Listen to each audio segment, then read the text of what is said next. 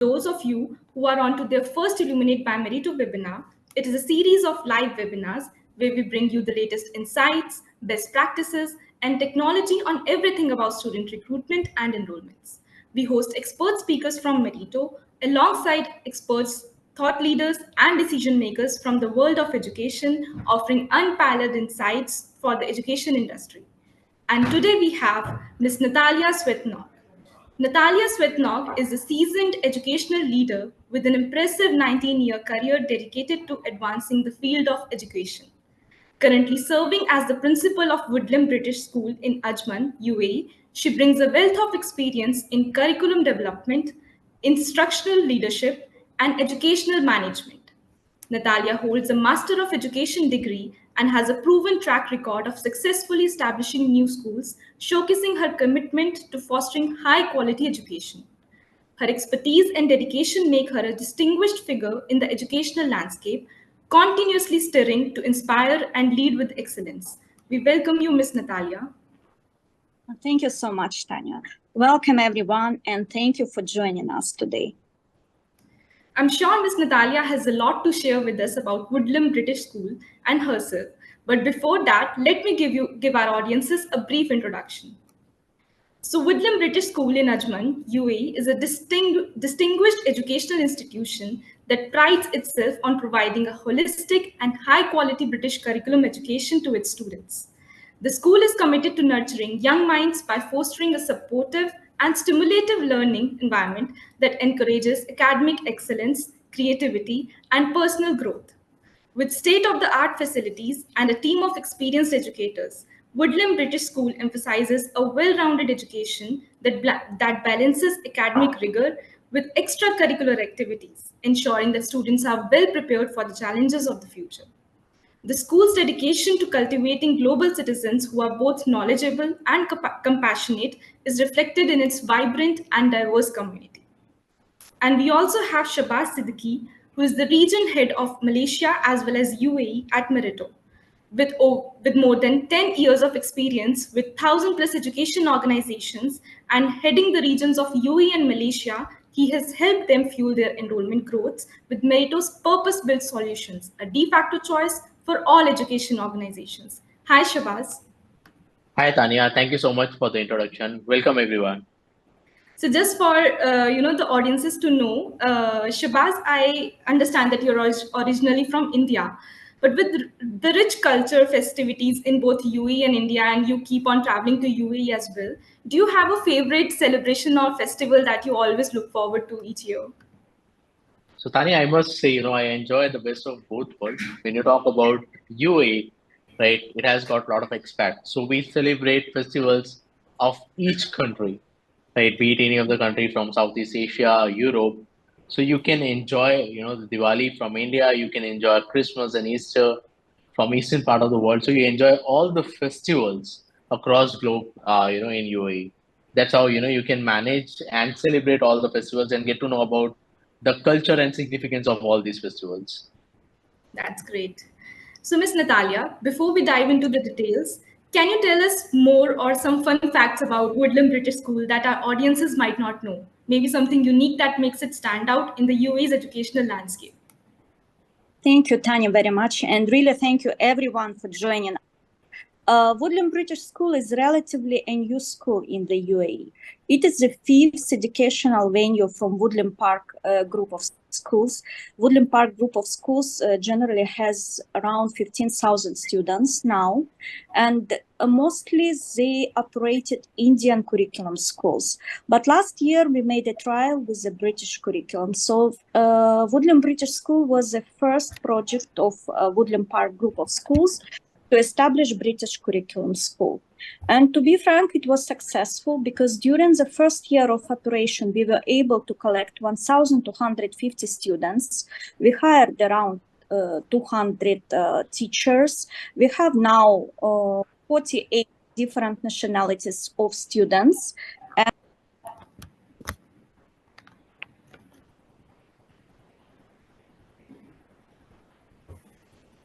I think we've lost Natalia, so she'll be joining us back. In the meanwhile, Shabazz, can you talk about the education organizations in UAE? You have experienced, you've witnessed the growth of educational organizations in UAE and Malaysia. So how do you receive the current school landscape in UAE? Like, what are the key factors that are driving changes? What's one thing that always amazes you about schools in this region compared to India? Absolutely. So Tanya, when you talk about the current school landscape in UAE, it's quite dynamic and rapidly evolving, right? So the UAE has been heavily investing in education as part of its vision to become a knowledge-based economy. So welcome back, Natalia. I'm So extremely sorry. I don't know what happened. Suddenly I was talking. I find out it cut connection. Sorry. no Yeah. issues. It's absolutely fine. So we are talking about, what is the school landscape in UAE and how, it's evolving. So my thought on that is that UAE has been heavily investing on education as part of its vision to become a knowledge-based economy. And there is a strong emphasis on incorporating technology in classroom, promoting STEM education, and encouraging innovation, teaching methods. The diversity in curriculum offered ranging from British, American, IB, Indian, and to other international syllabi reflects the multicultural fabric of the country. I think the key factors that drive the changes includes government initiative to improve education quality, the increasing demand from expatriates, which are the families coming from different world and working in UAE for higher quality education, and the UAE's ambition to rank among top countries in global education index. Additionally, there is a focus on preparing students for future challenges through skills like critical thinking, collaboration, and adaptability. And one thing that always amazes me about the schools in UAE and Malaysia as compared to India is the level of resources and infrastructure available. Schools in these regions often have state of the art facility, smaller class sizes, and a broader range of extracurricular activities, which significantly contributes to a more holistic development of a student. This level of investment in education creates a learning environment that is, conducive to the nurturing talent of fostering innovation. So now, I'll get back. These are my thoughts on the landscape of schools in UAE. Thanks, Shabazz. So, as ma'am got cut in between, I would like her to complete what she was talking about, the Woodlem School, the Woodlem British School, as well as, ma'am, I would also like to know your thoughts on, the school landscape in the UAE. How has it evolved over the past decade? I'm really sorry for this cut. It happened unexpectedly. See, for our school, we chose Cambridge curriculum. Why did we choose Cambridge curriculum? When we are talking about British curriculum, it is mostly designed for British citizens. Cambridge curriculum, it has the same standards, the same skills, but it is adopted for international students. And really, during this year, we implemented it very successfully. Regarding the UAE, I was a witness of development of educational system here for the last 17 years. And to be frank, the development was really crucial. It's not a secret for anyone that world changed very fast, and our educational system sometimes don't have chance to be adjusted. Like as per Manpower, consulting companies, they make big marketing investigation, and they find out that employees who are hiring now people, there are a lot of vacancies, but only 4 employees out of 5 able to hire really qualified people. And the problem that what currently are taught in the school is not what is exactly expected for the students' outcome at the end. I mean, some schools don't teach them the skills which they will need at the end.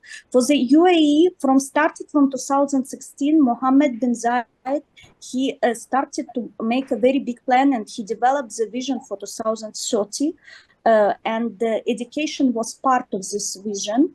So by 2030, he set up special goal. I was a witness, like in 2014, UAE invited specialists from different countries. I just mean from Finland, Australia, Singapore, really developed countries, and they started to work over the system of competences framework of 21st century, which had to be enrolled in all schools in the UAE. And it doesn't depend which kind of curriculum we choose. For us as a school, we have our competences framework, we have our inspection framework, so we need to follow it and integrate it in our curriculum. And to be frank, it is very challengeable for the teachers to work here in the UAE, because the pressure and demand of the skills which teachers need to have is really very, very big. Yes. It's very fascinating to hear about such evolutions being taking place in the school landscape in UAE. So let's get deeper into how schools are adapting to these changes.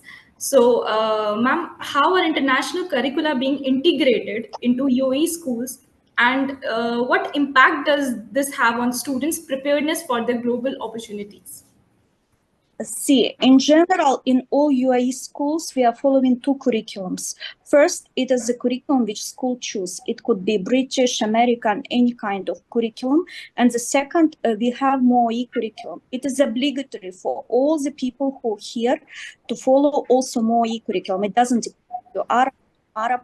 All students need to study Arabic language, Arabic culture, and so on. Also, we have 21st century competences.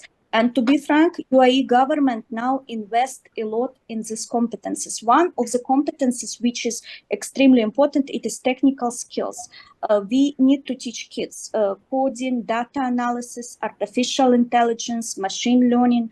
So if your school doesn't provide such kind of skills, doesn't have equipment which is necessary for the skills, for sure the school will not be promoted so well.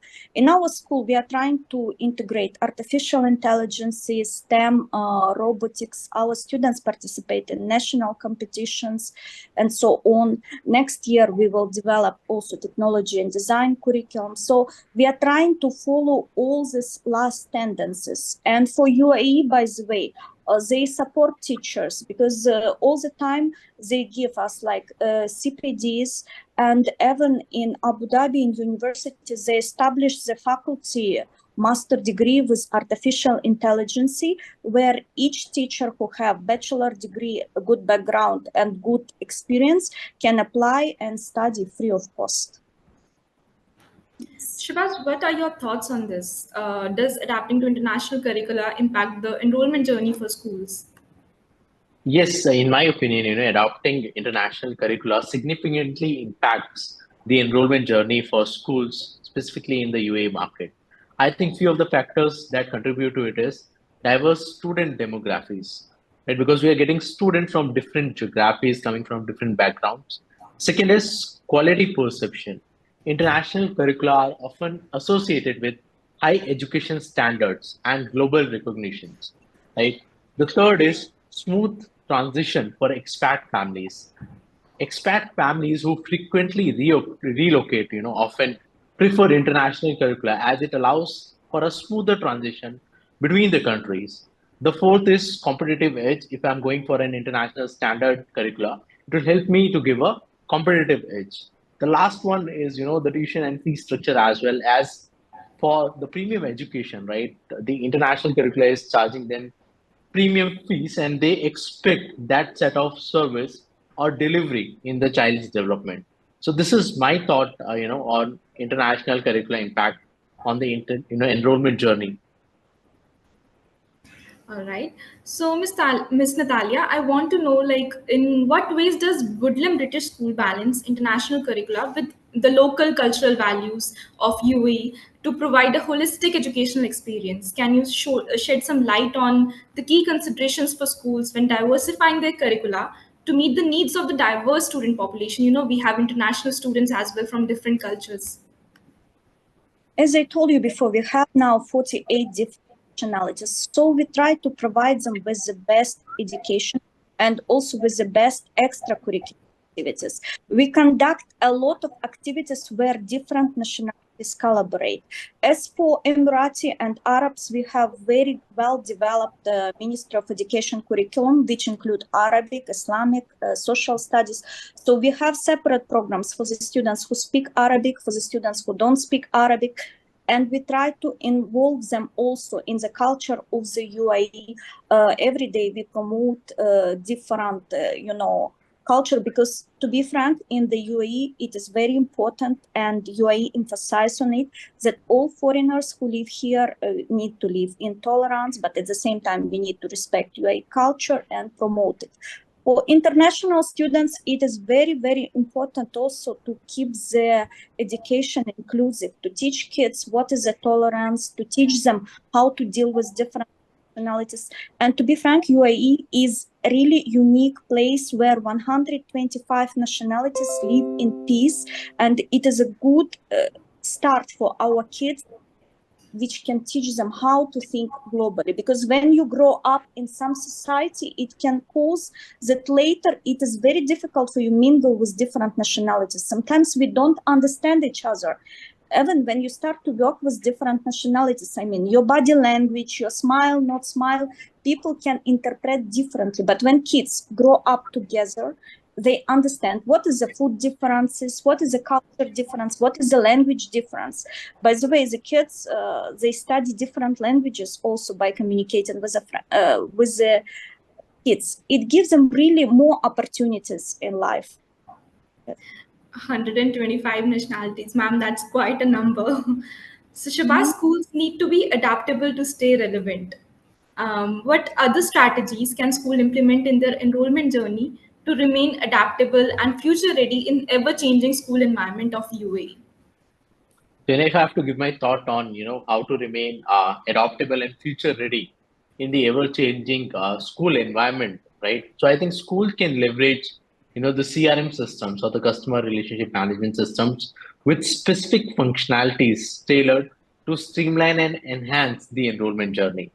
The particular system should comprises of the first bit, which is data centralization, since the parents might inquire on different platforms, so the data should get centralized automatically. The next is hyper personalized communication. Like Natalia also said that you are coming from different backgrounds. So can we give them a hyper personalized communication in their local language? Can we make them feel home away from home? Then the third part is, this technology can help them also to automate the open day processes. So whenever a parent is coming to, the particular school, we can automate the open day process. It can provide them an experience, how to come to a particular school, what are the things that they might be looking for, and they're getting an acknowledgement of the same. The fourth is the parents portal, where the particular parent can come, they can apply, they can request for further information based on the particular information they want. The next bit is the 360-degree communication. Do we have a CRM system that can equip my school to send communication on all the channels, be it email, be it text message, be it WhatsApp messages, right, or be it AI-based chatbots, so that any parent or working professional who's planning to enroll their child can get the information on a runtime basis. I think technology will be the thing that any school needs to adopt to be future ready. Right, absolutely right. Miss Natalia, for schools in the UAE that offer an international curriculum, how do you attract, engage, and enroll students specifically for such curriculums?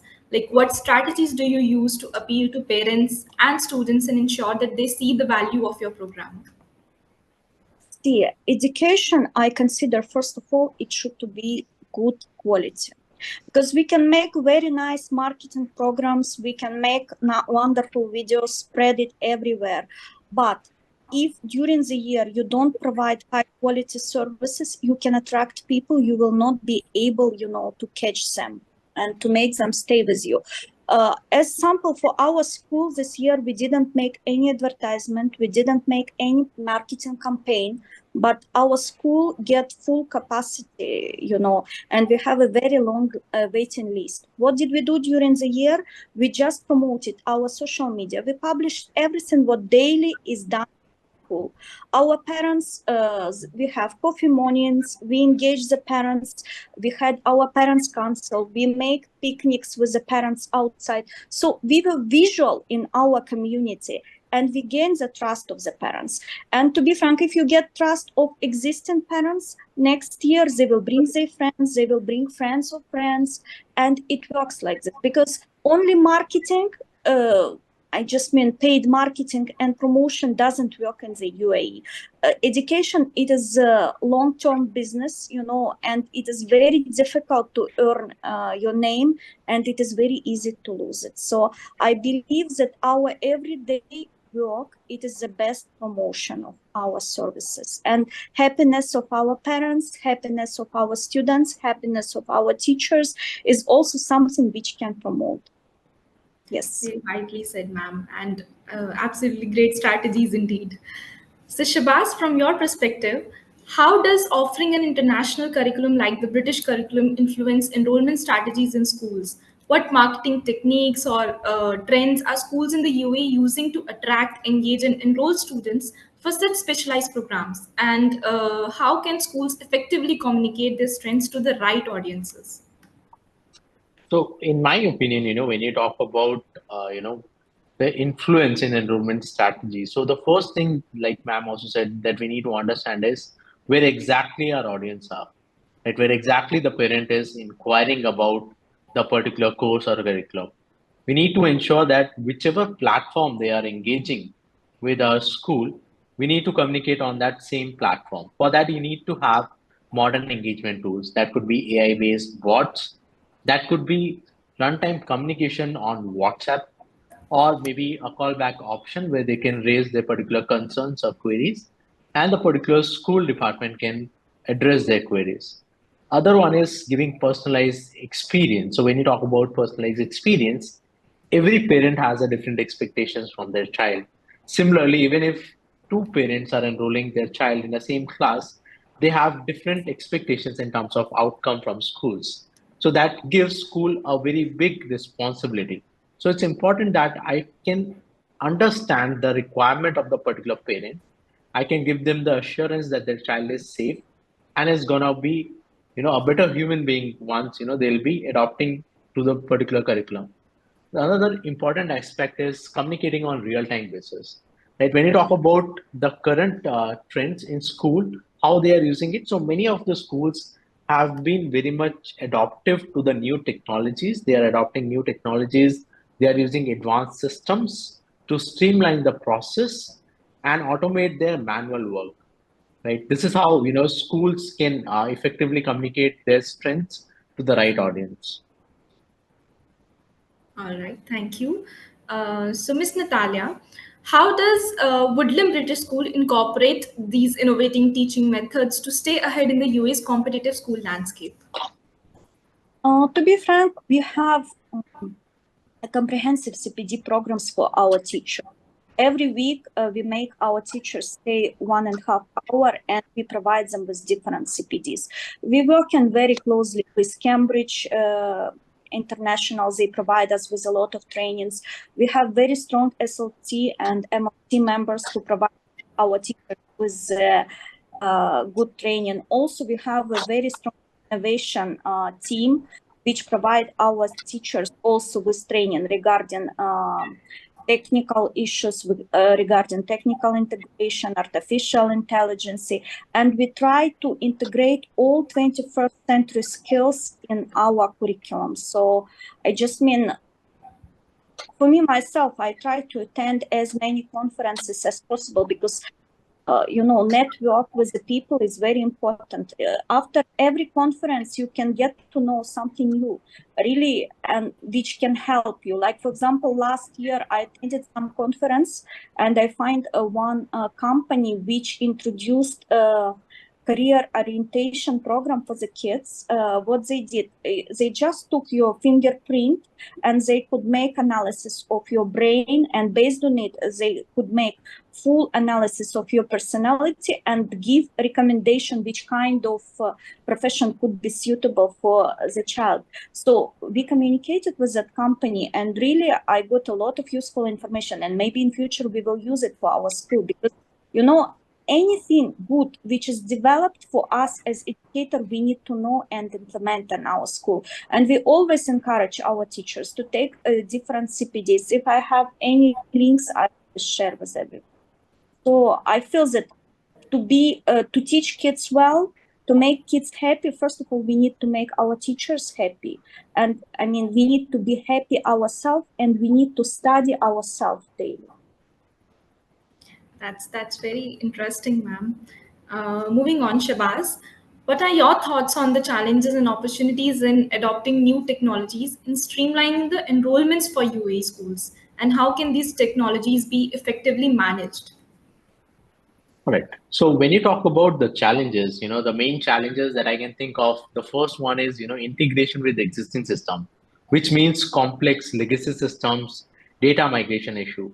The second challenge could be cost and resource allocation. Like we have to decide as school how much we need to invest on this technology, how many resources, how many man hours needs to be done. The third part is training and adoption, which is resistance to change or skill gaps. Like Talia also said that they're upskilling their particular faculty members, right, on every week by dedicating some hours, which is an utmost important part in case you want to adopt to the new technologies and be ready for future. The fourth important thing that I can think of in terms of challenges, data security and privacy, because we are talking about children, these are minors, and we are talking about confidential data that cannot be compromised at any particular point of time. So these are the challenges in my opinion. When you talk about opportunities in terms of adoption of new technology, obviously there are a lot of opportunities. One is efficiency and scalability, that if I'm adopting to a new particular technology, I can increase the efficiency and I can scale my particular system at any point of time. Next is enhanced data analytics. So when we talk about a student, what set of data we are capturing of them, what type of inferences I can take out of it that can assist the particular child to be future ready. Third is improved communication. It's very much important that there should not be communication gap. So when we talk about community, whether it's communication between school parents, school to children, children to parents, right, or vice versa. So all the stakeholders need improved communication strategies, flexible and accessibility, that the particular system or the system should be scalable, flexible, and can be tailor-made as per the requirement of the school.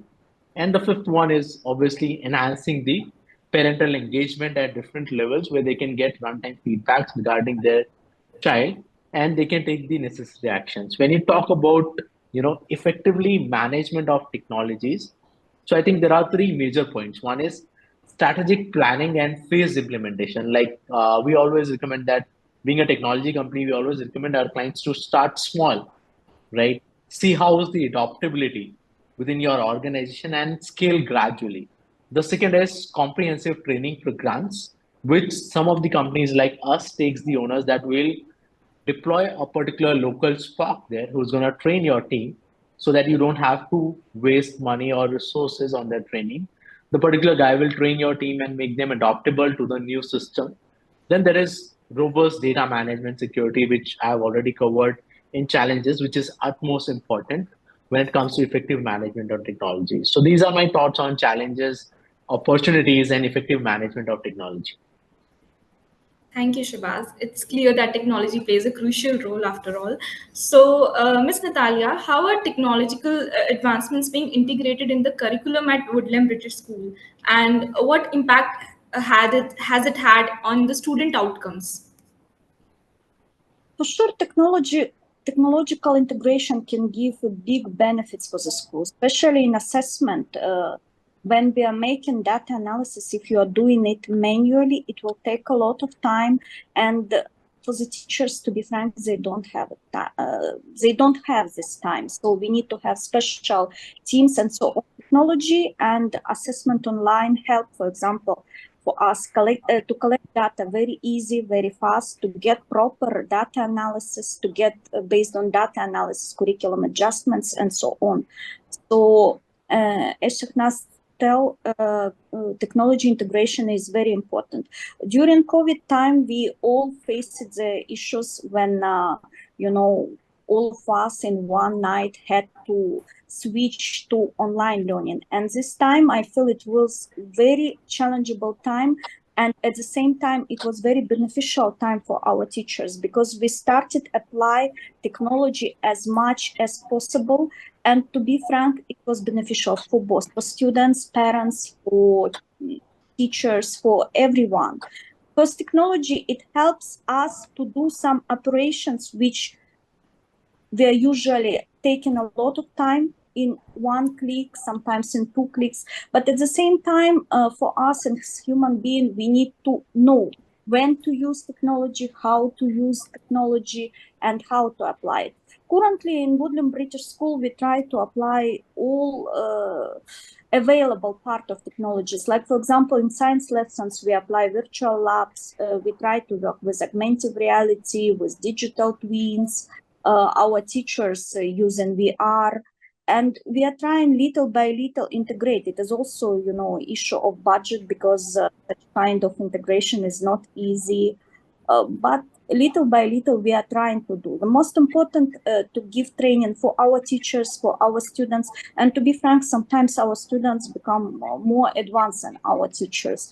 Artificial intelligence also started to be used by all the teachers. And to be frank, the last systems which I saw in education really amazing. In one click, with artificial intelligence, you can create any kind of lesson plan based on the standards, based on differentiation, based on everything. We need like senior leadership to give more information and to give more access for our teachers to such kind of stuff. Because to be frank, what I noticed during last years, UAE, and not only UAE, globally, we put more and more requirements for the teachers, which is really almost impossible to bear for the person without extra help. So technology becomes this help which really can make the work not only hard but smart. So, Ms. Natalia, we've talked about preparing teachers, preparing students. So, speaking of preparing students, you talked about competencies, and I'm very sure that our audiences are already making the notes. So, can you elaborate for our audiences what skills and competencies are essential for students to thrive in the globalized world, and how does Woodlem British School nurture these in its students? See, as I tell you, in 2014, Abu Dhabi, they developed this 21st century competency framework. It is a very huge document which includes the 12 main competencies which are included in curriculum. So currently we integrate these competencies. First, for sure, it is independent learning, then it is critical thinking, creativity, problem solving, digital competencies, entrepreneurship, global and citizens knowledge, collaboration, communication, leadership, self-confidence, and a lot of different sub competencies. So all these competencies are arranged based on the student's level. And for us in our school, like for example, we evaluate the students based on the subjects, but extra to this, we evaluate the students based on the competencies. Each competence has its level for different age group of the students. And for us, at the end of each term, we evaluate the competency of each student as per rubric and color code.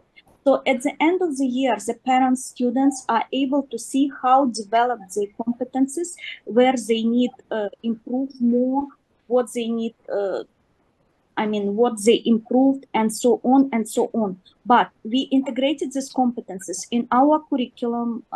It is integrated in yearly plan, in the lesson plans, and it is very, very clearly shown. Like, for example, teacher need to know at the end of each lesson what the students need to be able to do.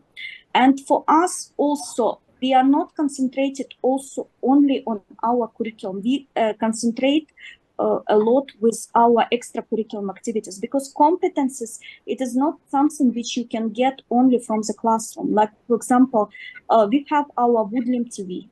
at school.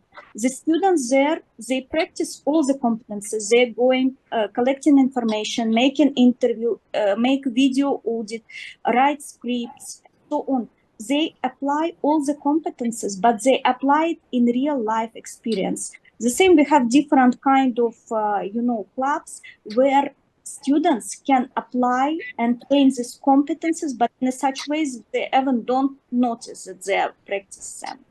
So I feel that it needs to be integrated more in real life experiences, project-based learning, and so on. It's very fascinating, ma'am. And of course, fostering global competencies is so important. So, Shabaz, in your view, what are the long-term benefits of preparing students for a globalized future, and how does this impact their career prospects and personal development in general? So in my opinion, preparing students for globalized future has profound long-term benefits and extend across their career, prospects, personal development, and overall contribution to the society. Some of the major pointers that helps a child could be, their enhanced career prospects because they know that they have a wide range of careers that they can pursue. Broader worldwide and culture awareness since they are grown up in an environment where they are interacting with students or families coming from different cultures, different family backgrounds. They are more adaptive to it. They grow a natural respect for other culture. They understand the other culture as well. The third is personal development and lifelong learning. It inculcates a curiosity of lifelong learning into them.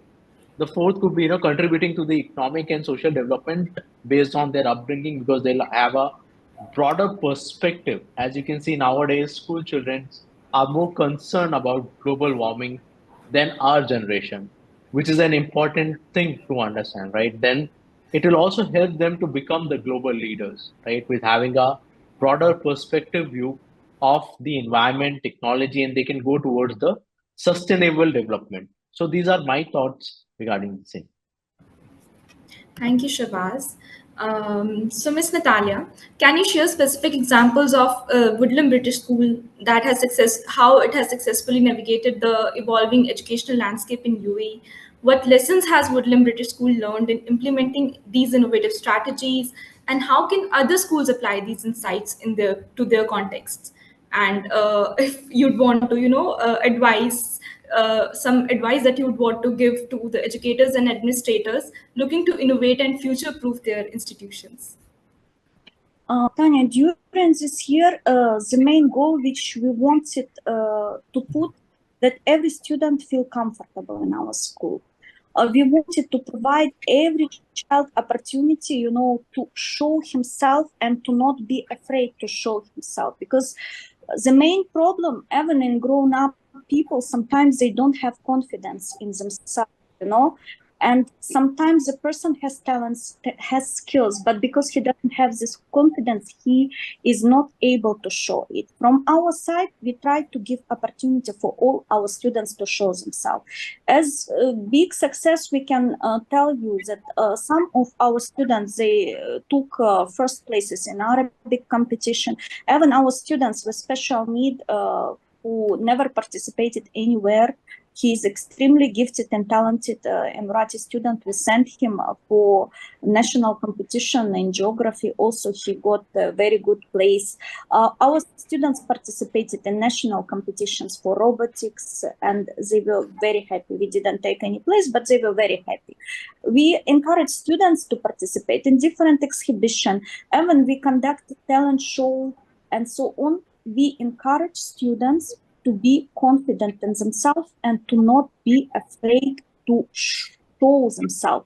What I want to advise parents, schools, and everyone, the main, I feel, goal for the schools, not just to provide good education and everything, the main goal to make kids inspired and to make them not be afraid to talk and not be afraid to show themselves, to show their opinion, and participate in everything. From our side, we need to provide them as more opportunities as we can for our students, for our teachers, and from them, and we need to give them more options, because more options you give, more engagement you get. So this is the main thing I have. For sure, we need to have strong curriculum, we need to have excellent teachers, everything. But I feel that the main success for the school when people there feel comfortable and happy. If you feel happy, if child feel happy, parents feel happy, they will never change the school.